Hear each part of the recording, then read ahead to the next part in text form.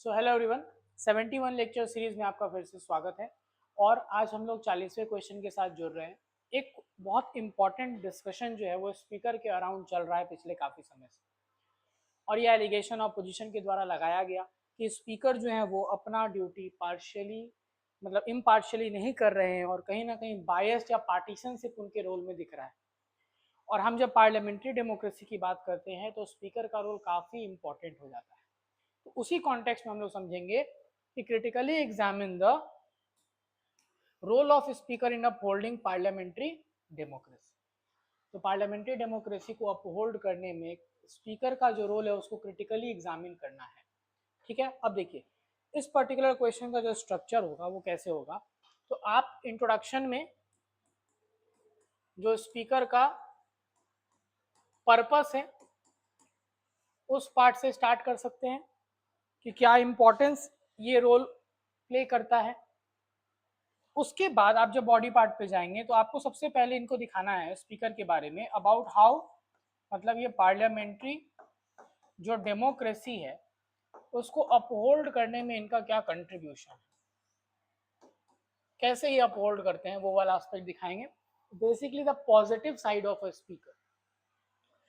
दूसरा, इसके बाद बहुत सारे चैलेंजेस जो हैं तो क्रिटिकल असेसमेंट हम लोग करेंगे कि क्यों ये रोल अंडरमाइन हो रहा है रिसेंट समय में, अगर हम लोग देख रहे हैं तो उस चीज को हम लोग एड्रेस करेंगे। इसके बाद वे फॉरवर्ड, आखिर कैसे ये सही किया जा सकता है, how it could be improved, उस पर काम करेंगे। और ये वे फॉरवर्ड के साथ एक और डायमेंशन हम लोग देख लेंगे कि ग्लोबल क्या प्रैक्टिस है। सो जो भी पार्लियामेंट्री सिस्टम है जहां जहां पे ब्रिटेन में, ऑस्ट्रेलिया, कनाडा, इन जगहों पे क्या रेफरेंसेस हैं, क्या प्रैक्टिसेस फॉलो किए जाते हैं, ताकि हम लोग वहां से भी कुछ सीख सकते हैं और हम लोग उसको लागू करने का कोशिश कर सकते हैं, रिकमेंडेशन दे सकते हैं, and then we will conclude. तो जब बात करते हैं स्पीकर की तो office of the speaker in a parliamentary system is often described as the hinge of the house. मतलब ये सबसे मेन कड़ी है वो आपको उस हाउस की। In the words of Jawaharlal Nehru, this particular office represents the dignity and freedom of the house and by extension the nation itself। Jawaharlal Nehru ने क्या कहा था स्पीकर के ऑफिस के बारे में कि ये कहीं ना कहीं डिग्निटी और फ्रीडम जो है हाउस का इनिशियली और लंबे समय तक अगर देखें हम लोग इसको कनेक्ट करते हुए तो पूरे देश का ये डिग्निटी और फ्रीडम जो है उसको रिफ्लेक्ट करता है, रिप्रेजेंट करता है। लेकिन इसका जो रोल है वो इंक्रीजिंगली स्क्रूटनाइज किया जा रहा है because of its ability to remain truly impartial within a partisan political climate. तो जो एक पार्टीशन पॉलिटिकल क्लाइमेट है उसमें पूरी तरह से ये इम्पार्शियल रहे, इस चीज को लेकर देखा जा रहा है कि रिसेंट समय में कुछ ज्यादा ऑब्जेक्शन या क्वेश्चंस उठ रहे हैं। अब रोल्स और रिस्पॉन्सिबिलिटी क्या है एक स्पीकर का, तो पहले आप उसका एक फंक्शन दिखा दीजिएगा। जैसे रोल और स्पीकर में हम रिस्पॉन्सिबिलिटी में हम लोग जाते हैं तो हम लोग क्या दिखता है, जैसे ये मनी बिल सर्टिफाई करते हैं, इंटरप्रिटेशन ऑफ रूल्स, तो बिजनेस जो हाउस है उसका बिजनेस है, जो रूल्स है उसका फाइनल इंटरप्रेटर, संविधान का final interpreter with in the house भी स्पीकर होते हैं लोकसभा के अंदर। देन उसके बाद हम बात करेंगे तो डेकोरम मेंटेन करना, डिबेट्स डिस्कशन ये सब अलाउ कराना। सो डिबेट्स डिस्कशन ये सारा चीज अलाउ कराना, ये सब किसका रिस्पॉन्सिबिलिटी है, ये सब स्पीकर का रिस्पॉन्सिबिलिटी होता है। अब ये रोल्स एंड रिस्पॉन्सिबिलिटीज तो है, लेकिन इनमें कौन सा रोल कौन सा रिस्पॉन्सिबिलिटी पार्लियामेंट्री डेमोक्रेसी को अपहोल्ड करने में कंट्रीब्यूट करता है उसको अलग से एक हेडर में आप दिखाएंगे। जैसे प्रोटेक्शन ऑफ माइनॉरिटी राइट्स।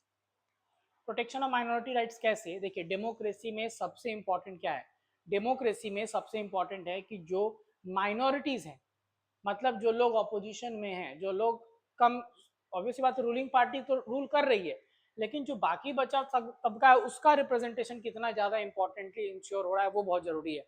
और वो चीज स्पीकर कैसे अलाउ करेंगे, उनको प्रॉपर समय देकर कि वो अपने डिसेंट रख सके, वहां पे बात कर सके और क्रिटिसाइज कर सके, क्वेश्चन आवर में क्वेश्चन पूछ सके। कंसेंसस बिल्डिंग, कंसेंसस बिल्डिंग कैसे, तो ये बिजनेस एडवाइजरी कमेटी को चेयर करते हैं, और जहां पर स्पीकर बैलेंस करते हैं जो एजेंडा है पूरा हाउस का, उसको डेकोरम मेंटेन कर कर भी पार्लियामेंट्री डेमोक्रेसी अपहोल्ड होगा। फिर custodian of the house will, क्योंकि जो हाउस का विल है, क्योंकि अब देखिए ध्यान से, वहां पे वॉइस वोटिंग के द्वारा बहुत कुछ पास कराया जाता है, और उसमें स्पीकर ही जो है वो चीज को असेस करके डिसीजन बोलते हैं कि हाँ ये पास माना जा रहा है, तो ये बहुत इंपॉर्टेंट है। फिर गेटवे ऑफ पब्लिक ग्रीवांस, क्योंकि स्पीकर क्या कंट्रोल कर रहे हैं, आपको बहुत सारे ऐसे मोशंस जो मोशंस ऑपोजिशन के द्वारा लाए जाते हैं ताकि बहुत इंपॉर्टेंट इश्यूज जो चल रहे हैं न्यूज में, मतलब देश में, उसके ऊपर चर्चा हो सके, जैसे अभी एलपीजी क्राइसिस, ऐसा जो चीज हो गया। तो ये adjournment motion, calling attention motion, ये सब एड्रेस कौन करवाता है? केवल स्पीकर ही करवाता है। तो इस तरह से वो पार्लियामेंट्री डेमोक्रेसी को अपहोल्ड करने का रिस्पॉन्सिबल रोल प्ले करते हैं। This is a positive aspect. But when we go with the critical concerns, तो मैंने अभी आपको एक टर्म बताया, adjournment motion. So adjournment motion का लाने का पर्पस होता है कि ऑपोजिशन इसको लाती है ताकि सरकार का ध्यान एक अर्जेंट पब्लिक इंपॉर्टेंट मैटर की तरफ लेकर जा सके, और कम से कम 2.5 घंटे का डिस्कशन उस पर स्पीकर अलाउ करवा सकते हैं। लेकिन अगर मैं आपको एक डेटा बताऊं, 17th लोकसभा पूरा खत्म हो गया और 18वीं लोकसभा का 2 साल होने को है, there have been 0 adjournment motion accepted.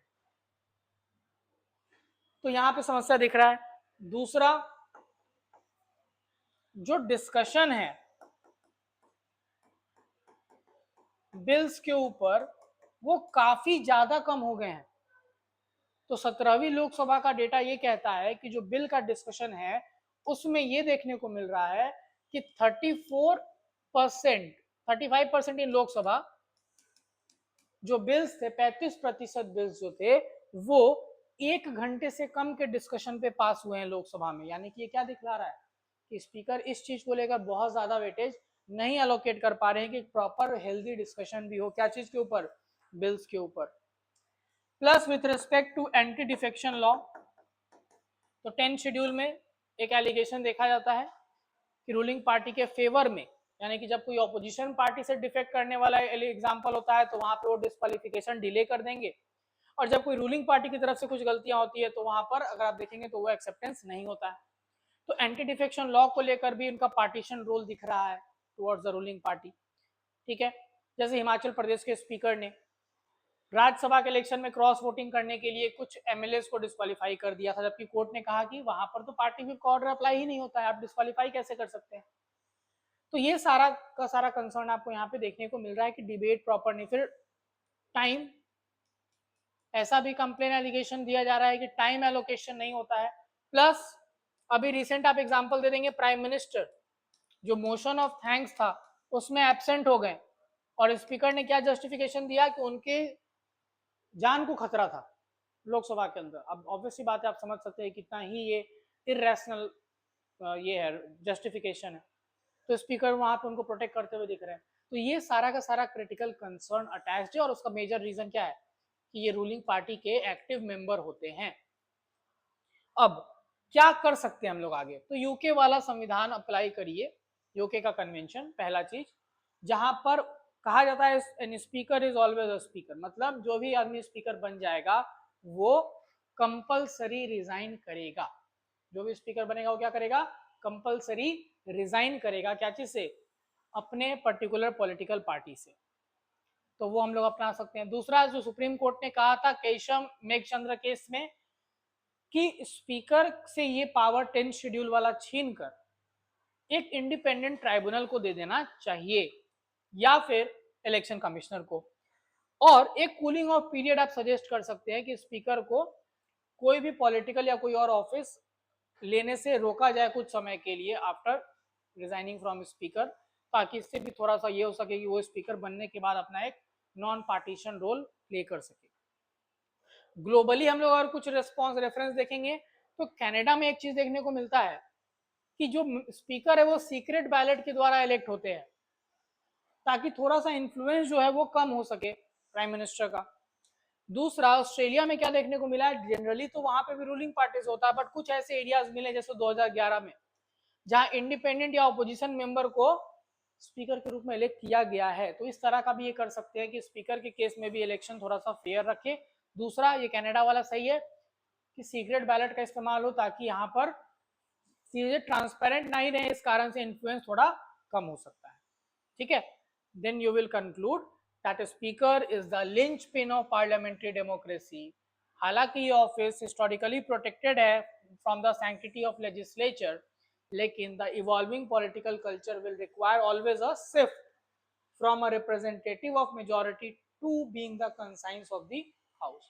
क्योंकि आप भले एक पॉलिटिकल पार्टी से बिलोंग करते हुए आ रहे हैं, लेकिन अब जो आपका रोल है वहां पर आपको हाउस का इनर वॉइस, कंसाइंस को रिफ्लेक्ट करना है, और उसके लिए बहुत जरूरी है कि ये शिफ्ट रियलाइज हो सके। ठीक है, थैंक यू। और भी पर्टिकुलर लेक्चर्स के साथ हम लोग आएंगे। अब लगभग हर दिन 2 लेक्चर्स अपलोड होंगे, ताकि 15 से 20 अप्रैल तक आपका ये पूरा सीरीज कंप्लीट हो जाए। Thank you so much.